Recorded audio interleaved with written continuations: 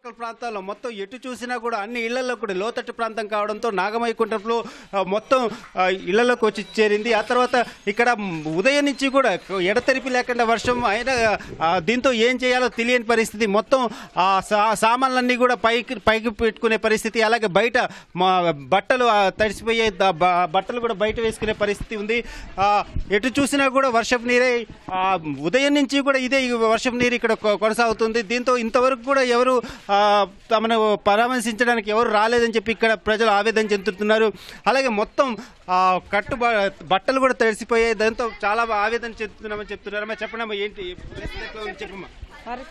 మొత్తం నీళ్ళు వచ్చినాయి సార్. పొద్దుట కాంచి ఏం లేవు. మొత్తం బుక్కులో పిల్లగాల బియ్యం మొత్తం అన్ని తడిచినాయి. రోడ్డు పాల్లో ఎక్కినాం, ఇంటికి గొల్లెం పెట్టిపోయినాం. మొత్తం అన్ని సామాన్లు అన్ని మొత్తం తడిచినాయి. ఇలా ఏం లేకుండా మాకు తడిచినాయి. గోధుమలు బియ్యం ఏం ఇప్పుడు అసలు తినడానికి కూడా ఏం లేదు సార్. ఘోరంగా ఉంది. అసలు ఇంట్లో వదిలేసి బయట నిలబడ్డాం సార్. చిన్న పిల్లలు వణుకుతుండ్రు, తిండి కూడా లేక వణుకుతుండ్రు. ఏదైనా పిల్లలై బుక్కులు బ్యాగులు మొత్తం అన్ని బియ్యము ఏం లేవు. మొత్తం అన్ని మొత్తం అన్ని సత్రాలైనాయి. రోడ్డు పైన ఉన్నాం ఇప్పుడు. మొత్తం ఇప్పుడు మాకు తినడానికి కూడా ఏం లేదు. చాలా 6 గంటలు సాధించారు. పాలు తెచ్చుకున్న బోర్లో పడ్డాయి. గ్యాస్ బోర్లో పడ్డది. గ్యాస్ ఉన్న బోర్లో పడ్డది. బియ్యం తడిచిపోయినాయి. వండుకుందామంటే ఇప్పుడు గ్యాస్ లేదు. అన్నం బియ్యం కూడా తడిచినాయి. ఏం వండుకొని తినాలి? బట్టలు మొత్తం బట్టలు చూడు, పక్క బట్టలు. ఇది మొత్తం ఇటు ఖాళీ. ఇదంతా కూడా లోతట్టు ప్రాంతం కావడంతో మొత్తం కూడా వర్షపు నీరు వచ్చి చేరింది. ఇప్పటికీ కూడా మోకాళ్ళ లోతు నీరు ఇక్కడ వర్షపు ఇలాగే ఉంది.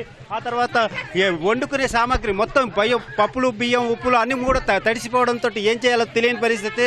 ఆ తర్వాత లోతట్టు ప్రాంతం కావడంతో భారీగా వర్షం నీరు చేరింది. ఈ ప్రస్తుతం ఈ నీటిని తోడే ప్రయత్నం వీరు చేస్తున్నారు. ఎవరైనా కానీ అధికారులు ఇటు వచ్చి తమ అవస్థలు గమనించాలని ఇక్కడి నుంచి వీరంతా చెప్తున్నారు. Over to studio.